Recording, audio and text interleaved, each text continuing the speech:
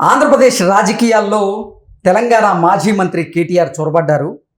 ఆంధ్రప్రదేశ్ మంత్రి సత్యకుమార్ను కదిలించి కేటీఆర్ భంగపడ్డారు అంటూ కొన్ని వార్తలు సోషల్ మీడియా వేదికగా చక్కర్లు కొడుతున్న నేపథ్యంలో అసలు కేటీఆర్ సత్యకుమార్ని ఎందుకు టార్గెట్ చేశారు, అలాగే ఆయన టార్గెట్ చేసి ఎందుకు భంగపడ్డారు అనేది మనం విశ్లేషణ చేసుకునేటువంటి ప్రయత్నం చేద్దాం.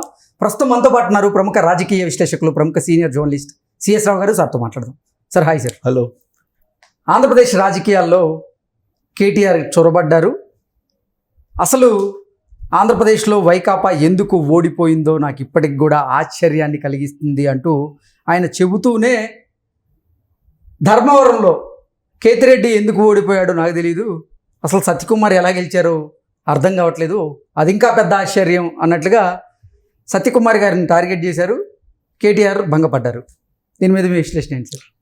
గురువిందుకి దాన్ని కింద ఉండే నలుపు తెలియదు అంటారు. అలా కేటీఆర్ తెలంగాణలో ఎందుకు అధికారాన్ని కోల్పోయామో ఆయనకు అర్థం కానిటువంటి పరిస్థితుల్లో ఆంధ్రప్రదేశ్ రాజకీయాల్లో ఆంధ్రప్రదేశ్లో జగన్మోహన్ రెడ్డి ఓటమి గురించి మాట్లాడుతున్నారు. సరే, అంతవరకు ఓకే మాట్లాడారు అనుకుందాం. పర్టికులర్గా ధర్మవరం మాజీ ఎమ్మెల్యేగా ఉన్నటువంటి కేతిరెడ్డి వెంకట్రామరెడ్డి ఎందుకు ఓడిపోయారు అనేది కూడా ఆశ్చర్యం వ్యక్తం చేశారు. ఎందుకంటే గుడ్ మార్నింగ్ ధర్మవరం అంటూ ఒక ప్రోగ్రామ్ని కేతిరెడ్డి వెంకట్రామరెడ్డి చేశారు. గుడ్ మార్నింగ్ ధర్మవరం అంటూ రోజు ప్రజలతో తిరిగారు, రోజు ప్రజల మధ్య ఉండేవాళ్ళు. అయినా కానీ ఆయన ఓడిపోయాడు కదా, కాబట్టి ప్రజల మధ్యలో తిరగాల్సిన అవసరం ఏముందనే యాంగిల్లో కేటీఆర్ మాట్లాడారు. అంటే ఈయన ఇప్పుడు ప్రజలకు దూరంగా ఉన్నటువంటి నేపథ్యంలో దాన్ని కప్పుచ్చుకునేందుకే ఇటువంటి వ్యాఖ్యలు చేశాడా, లేదంటే అసలు వైఎస్ఆర్సీపీ నాయకుల మీద ఆయనకి పొలమాలిన ప్రేమ వల్ల ఇటువంటి వ్యాఖ్యలు చేశాడా అంటే? ఇప్పుడు తెలంగాణలో ఎందుకు బీఆర్ఎస్ పార్టీ ఓడిపోయిందని అంటే అహంకారం కారణంగా ఓడిపోయింది అనేది ఉద్యమకారులు అందరూ చెప్తున్నారు. ఆల్మోస్ట్ ఉద్యమకారులు అందరూ అదే ఎక్కువ మంది వ్యక్తం చేస్తున్నట్టు అభిప్రాయం. కేటీఆర్ అహంకారం కారణంగానే ఓడిపోయారు, అహంకారం ఇంకా తగ్గలేదు, ఓడిపోయినా కానీ ప్రజల మధ్యకి వాళ్ళు వెళ్లకుండా కేవలం ప్రగతి భవన్లోనే పరిమితం అయ్యి వాళ్ళు అహంకారపూర్తిగా వ్యవహరించారు. గద్దర్ లాంటి వాళ్ళని కూడా గంటలు కూర్చోబెట్టిన అపాయింట్మెంట్ ఇవ్వలేదు అని చెప్పి ఆల్మోస్ట్ వాళ్ళ మీద ఉన్నటువంటి అపవాదం అది కదా, అభిప్రాయం, అపవాదు ఏదన్నా కానీ. అందుకని ఈయన ప్రజల్లో ఉన్నందువల్ల గెలుస్తావా అనే యాంగిల్లో బహుశా సర్దిద్దుకునే ప్రయత్నంలో భాగంగా కేతిరెడ్డి వెంకటరామరెడ్డిది ధర్మవరాన్ని ఉదాహరణ తీసుకుని ఉండొచ్చు ఆయన. ఓకే, అదెందుకు ఉదాహరణ తీసుకున్నా అంటే సోషల్ మీడియాలో కేతిరెడ్డి చేసినటువంటి గుడ్ మార్నింగ్ ధర్మవరం కార్యక్రమం ఏ స్థాయిలో క్లిక్ అయిందో మనకి తెలుసు. రఘురామకృష్ణరాజుది రచ్చబండ ఏ విధంగా క్లిక్ అయిందో దానికంటే మిన్నగా గుడ్ మార్నింగ్ ధర్మవరం కార్యక్రమం క్లిక్ అయిందని చెప్పేసి భావిస్తూ ఉంటారు చాలా మంది. రచ్చబండ అనేది ఒక విధానపరమైనటువంటి అంశాల మీద ఆయన వెళ్ళాడు. ఈయనేమో ధర్మవరం గుడ్ మార్నింగ్ ధర్మవరంలో ఈయన ప్లాన్డ్ గా చేసుకుని వెళ్ళాడు ఆయన. బట్ రఘురామకృష్ణరాజు అలా కాదు. జగన్మోహన్ రెడ్డి చేసేటువంటి ప్రతి ప్రజా వ్యతిరేక కార్యక్రమాన్ని ఆయన విమర్శనాత్మకంగా ప్రజల్ని ఆలోచింపజేసేలా మాట్లాడారు రఘురామకృష్ణరాజు. అదే గుడ్ మార్నింగ్ ధర్మవరం కార్యక్రమం ఏంటి, ఆయన ముందుగానే ఒక పబ్లిక్ని ఏర్పాటు చేసుకొని అక్కడికి వెళ్ళి ఈయన షో చేశాడు అనేది ఆయన మీద ఉన్నటువంటి ఒక అభిప్రాయం. కెమెరా పెట్టుకొని ఈయన ముందుగానే కొంతమందిని ఏర్పాటు చేసుకొని పబ్లిక్లో గుడ్ మార్నింగ్ ధర్మవరం అంటూ రోజుకొక కారులో వెళ్ళి రోజుకొక గెటప్లో వెళ్ళి ఈయన షో చేశాడు తప్పితే అది రియల్ షో కాదు అని, రియల్గా జరిగిన ఇది కాదు అనేది ఆయన మీద ఉన్నటువంటి అభిప్రాయం. పైగా ఒకరోజు ఆయన గుడ్ మార్నింగ్ ధర్మవరం కార్యక్రమంలో వెళ్తుంటే పిల్లలతో మాట్లాడాడు. అప్పుడప్పుడు బూమరాంగ్ కూడా అయ్యాడు ప్రజల ముందు. దానికి ఉదాహరణ ఒకటి చెప్తున్నా. పిల్లలు ఉంటే అక్కడ వెళ్తూ పిల్లల్ని కలిసి ఏం హీరో అంటుంటాడు ఆయన అలా ఎవరు కలిపి ఏం హీరో ఎలా ఉండవు అని అంటాడు. అతను ఆ పిల్లడు 6వ తరగతి 7వ తరగతి చదువుతున్నటువంటి పిల్లడు సిగ్గుపడుతుంటే ఏం సిగ్గుపడుతున్నావు అని అంటే ఏం చదువుతున్నావు అంటే నేను 7వ తరగతి చదువుతున్నాను. ఎక్కడ చదువుతున్నావు అంటే ఏదో స్కూల్ పేరు చెప్పాడు. స్కూల్ పడితే ఏం అంత లావు ఉన్నావు అన్నాడు. ఏం అంత లావు ఉన్నావు, తగ్గించు, ఆటలాడచ్చు కదా అంటే మమ్మీ సెల్ ఫోన్ ఇవ్వట్లేదు అన్నాడు వాడు. ఆ పిల్లడు గేమ్స్ ఆడితే కదా ఒళ్ళు తగ్గేది, లావుగా ఉన్నావు అని అంటే మా మమ్మీ ఫోన్ ఇవ్వలేదు అన్నాడు వాడు ఏకంగా. అంటే ఈయన ఏమడుగుతున్నాడో వాళ్ళు ఏం చెబుతున్నారో సింక్ కాల అక్కడ. అట్లాంటి చాలా సందర్భాల్లో ఇతను సోషల్ మీడియాలో వైరల్ అయ్యాడు ఆ ఎమ్మెల్యే. అంటే అది సోషల్ మీడియాలో వైరల్ కావడానికి మాత్రమే ఉపయోగపడింది తప్ప నీకు ప్రజలు ఆయన ఆదరించడానికి పడలేదు. కారణం ఏంటంటే ఆయన గుడ్ మార్నింగ్ ధర్మవరం అంటూ రోజు ప్రజల మధ్యకి వెళ్ళాడు, అనేక సమస్యలను ఐడెంటిఫై చేశారు కదా, వాటిలో ఎన్ని నువ్వు పరిష్కరించావు అనేది ఒకటి. రెండు, ప్రజల మధ్యకి వెళ్తున్నా బాగానే ఉంది, మరి అక్కడ ఆయన భూములు ఆక్రమించాడు, చెరువులు ఆక్రమించాడు అనేటువంటి ఆరోపణలు ఉన్నాయి కదా, అవన్నీ ప్రజలు చూశారు కదా. ప్రజలు చూసిన తర్వాత ఆయన మీద ఒక అభిప్రాయం వస్తుంది కదా, అందుకే ఆయన ఓడిపోయాడు. ఇక్కడ కేసీఆర్ కూడా కనువిప్పు కలగాల్సిన అంశం ఏంటంటే మీడియాని కట్టడి చేసినందుకు కారణంగా, లేదా మీడియాలో డబ్బులు ఇచ్చి హైలైట్స్ తనకు అనుకూలంగా చెప్పించుకున్నందువల్ల ప్రజలు మోసపోరు. ప్రజలు వాస్తవాలు గమనిస్తుంటారు, గమనించి వాళ్ళకి అవకాశం వచ్చినప్పుడు ఓటేసి నిన్ను అధికారంలో ఉంచాలా దించాలా అనేది నిర్ణయిస్తారు అనేది ఈ సంఘటన బట్టి, ఈ సంఘటన ఉదాహరించుకొని కేటీఆర్ తెలుసుకోవాలి. అలా కాకుండా ప్రజల్లోకి వెళ్ళినా కానీ ఓడిపోతారు అనేటువంటి యాంగిల్లో ఈయన ప్రొజెక్ట్ చేసేటువంటి ప్రయత్నం చేశారు. ఇంకోటి ఏంటంటే సంక్షేమ పథకాలు ఇచ్చినా కానీ ఓడిపోతారని చెప్పి జగన్మోహన్ రెడ్డి పరిపాలన గురించి చెప్పాడు.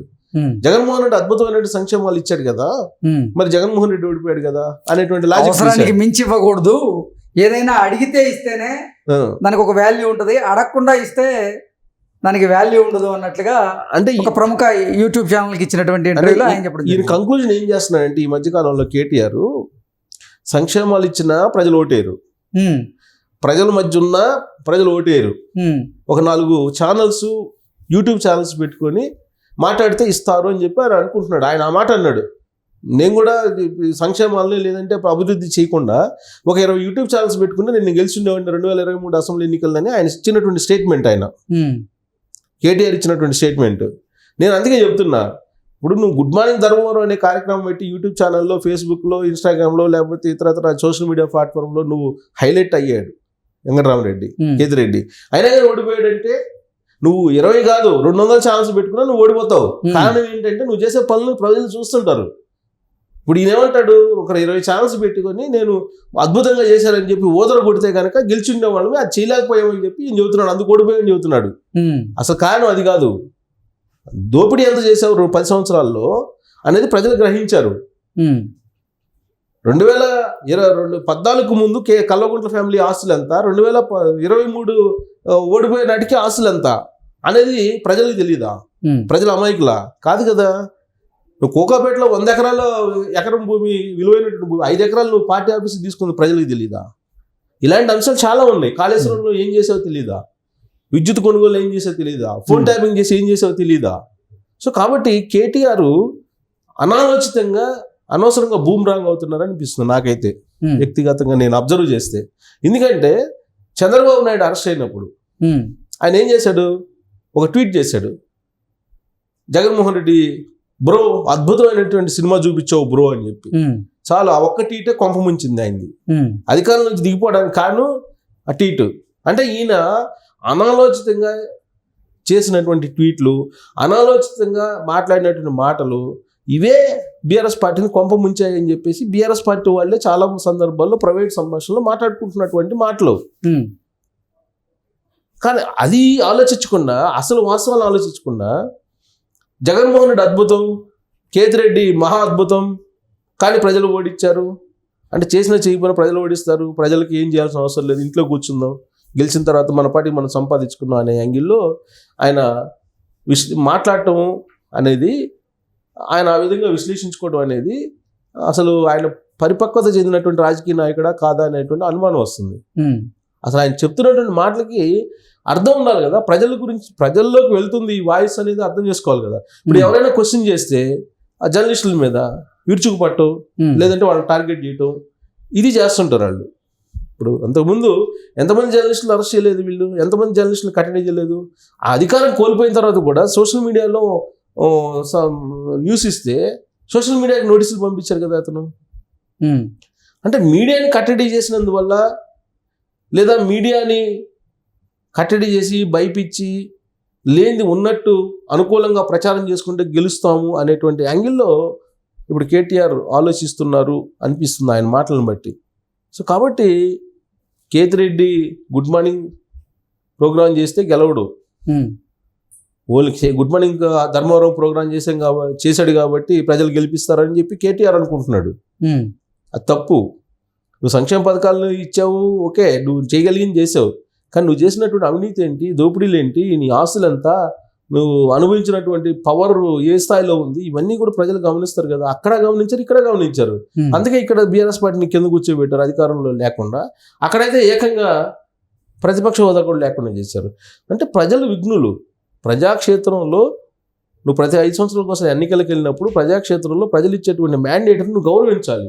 అటు కాకుండా వాళ్ళు ఇచ్చినటువంటి మ్యాండేట్ని కనుక అవహేళన చేస్తూ మాట్లాడితే శాశ్వతంగా ఇక అధికారంలోకి రాకుండా చేస్తారు ప్రజలు. అలాంటి ప్రమాదం ఉంది, అది గమనించాలి కేటీఆర్. ఒక్క ట్వీట్ తోటే కదా మొత్తం మారిపోయింది 2023 ఎన్నికల్లో. బ్రో భలే సినిమా చూపించావు అని చెప్పాడంటే, హాలీవుడ్ సినిమా చూపించావు బ్రో భలే ఉంది అంటే చంద్రబాబు నాయుడు అరెస్ట్ చేయడం ఈయన ఆనందం పొందాడు. ప్రకృతి అందుకే ఇప్పుడు అధికారం నుంచి నిరసన తెలియజేస్తున్నా ఇది మీరు పోయి ఆంధ్రాలో చేసుకుని ఇక్కడ ఎందుకు అన్నాడు. ఇప్పుడు ఈయన ఉంది ఇండియాలోనా లేకపోతే ఇది తెలంగాణ ఒక సపరేట్ దేశమా? కాదు కదా. ఈయన కవిత అరెస్ట్ అయిన తర్వాత వాళ్ళు చేసింది ఎక్కడ?